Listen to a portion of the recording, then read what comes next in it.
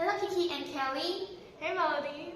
Hey guys, have you heard of the president election in 2024? Of course, I've been thinking a lot lately about what I would do if I were a president. That's a good question. What did you think of it, guys?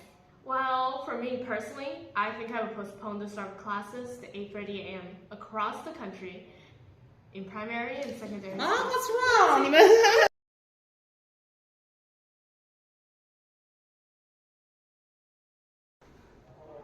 Hello Kiki and Kelly. Hey Melody. Hey guys, have you heard of the president election in 2024? Of course, I've been thinking a lot lately about what I would do if I were a president. That's a good question. What do you think about it, guys? Well, for me personally, I think I would postpone the start of classes to 8:30 a.m. in secondary and primary schools across the country. But teachers would have a harder time to finish the classes in time. Well, that may be true, but a lot of people don't actually get the recommended 8 hours of sleep every day. So I think we should postpone the start of classes so everyone can stay healthy. Oh, that's a good point. For me,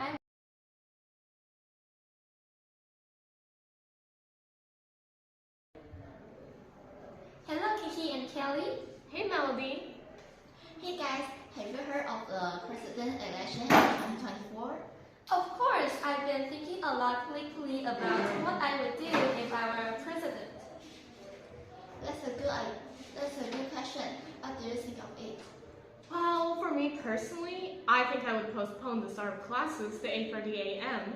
across the country in secondary and primary schools. But teachers would have a harder time to finish your classes in time. Well, that may be true, but a lot of people don't actually get the recommended 8 hours of sleep every day. So I think we should postpone the start of classes so everyone can stay healthy. Oh, that's a good point. For me, I would lower the age of having right to vote because it is not fair to teenagers.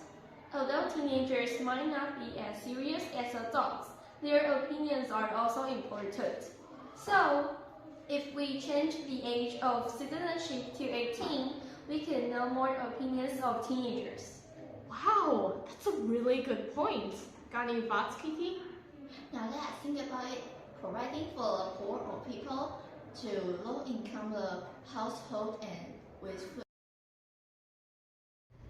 Hello Kiki and Kelly. Hey Melody. Hey guys, have you heard of the president election in 2024? Of course, I've been thinking a lot lately about what I would do if I were a president. That's a good question. What do you think about it, guys? Well, for me personally, I think I would postpone the start of classes to 8:30 a.m. across the country in primary and secondary schools. But teachers would have a harder time finish classes in time. Well, that may be true, but a lot of people don't actually get the recommended 8 hours of sleep every day. So I think we should postpone the start of classes so everyone can stay healthy.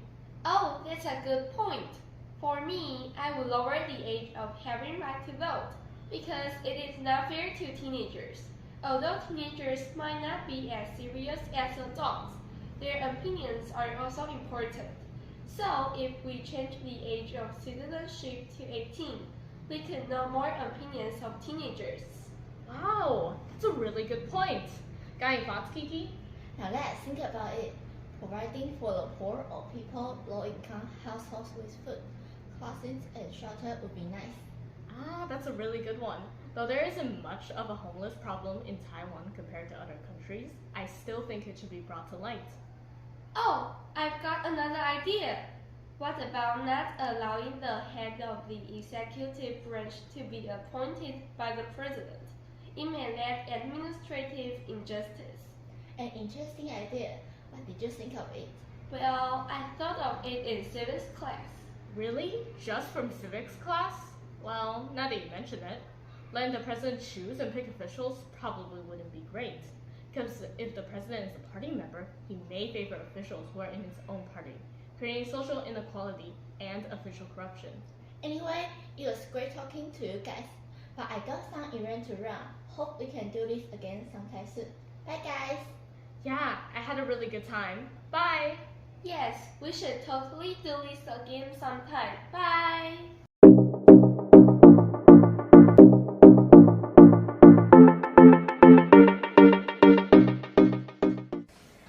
Kiki. Hey, Melody. It's nice to see you guys again. Melody, you look down. Why the long face? Hey Kelly, my parents were yelling at me again. My parents look like this right now. Oh, come on, it's nothing. I get shouted at by my parents too anyways. So what did you do again this time?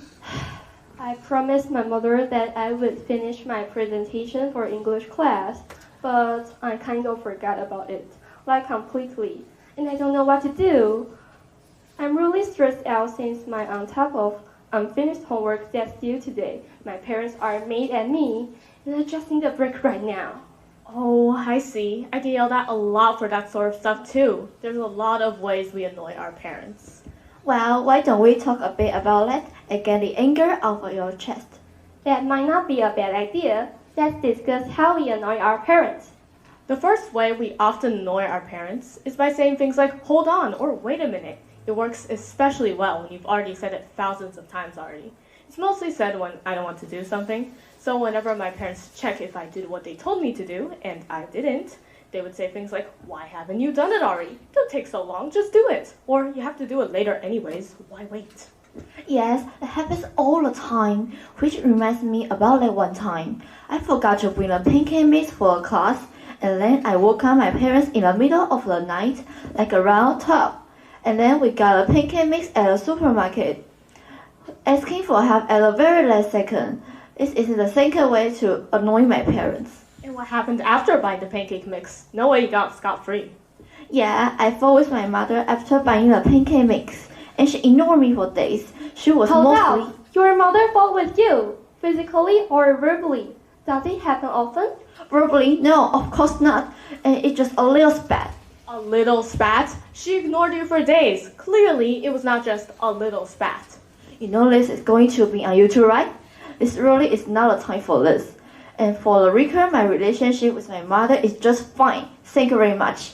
Okay, but I want you to know, you can tell us anything. I'm fine. Now, as I was saying, my mother was mostly upset because I had already known for this time and should have told her for days ago. That also happened to me yesterday, though it was not about pancake mix. Sometimes I forget important stuff like that. It feels so bad when I realize I forgot something important. Sometimes? That's a little generous. Like you're any better. Guys, no. Now for the third way, putting on an angry face. Like when I'm in a bad mood, I would always put on an angry face, making my parents very annoyed. They always say things like, sitting there pouting doesn't do anything, or stop making that face, what's wrong with you? I hate when my parents say that. It made me more upset. I get it. Sometimes you're just in a bad mood, but I can't help that upset. Like when I ask for things like this, this, this, and this. They never buy me anything nice. Of course they won't agree. A phone, a car, an airplane, and a castle. These are just getting more and more ridiculous. And you can't even drive a car, let alone an airplane. Why do you even need one? The reason for that is actually our fourth point. Asking your parents to buy you things you know are impossible. Even though I know my parents aren't crazy rich millionaires, I still ask for it. You never know unless you try. Though I've never succeeded with this method. Yes, I've been asking for the new iPhone 15, but they told me it was too expensive, and the phone I have right now is just fine. What bother to buy a new one? Like I just want to get a new phone. What's so wrong with that? I'm sure my parents want nice things. Melody? Yeah? A little off topic there. Yeah. Now for the final point, the fifth one. Going out and complaining. Sometimes when my family and I go out to eat, I sometimes complain about stuff like, why even eat here? The food isn't even that great. Or when my family and I go shopping, I say, oh, it's so boring, let's go home, and I want to be on my phone and relax. Sometimes I'm just tired because of all the schoolwork and want to be alone, but they can't seem to understand that. Schoolwork? What's schoolwork? You don't even do them half the time. I'm not that bad, and that's not the point. We're supposed to do the thank you for listening thing. Oh, right. My bad. Continue. It's just a little funny to me. I thought you didn't like to lie. You're such a... Okay, now that's all for today. Thank you for... Actually, there's one more thing. I know we as children don't appreciate all of our parents do for us, and all the sacrifices they made along the way. I mean, complaining about our parents is all fun and games, but we as children sometimes don't see how much our parents care for us, and sometimes we take things for granted. I mean, if our parents didn't care for us and let us do whatever we wanted, that's not called love. Caring for us day and night and worrying about us, that is love. I mean, I'm sure we've all complained about our parents a couple of times, and it's normal for us teens to be embarrassed or upset about our parents, but We all want you, the audience, to know that we children all love our parents deep down. I mean, us three are lucky to have such good parents. Some people don't have a childhood as easy as ours. And us children understand the difficulties in parenthood even more when we become parents as well. And maybe when my kid grows up, they'll probably start complaining about me as well. Now, for all the listeners, especially the parents, thank you, for all that you have done for us. we don't thank you enough. and thank you again for listening. Thank you.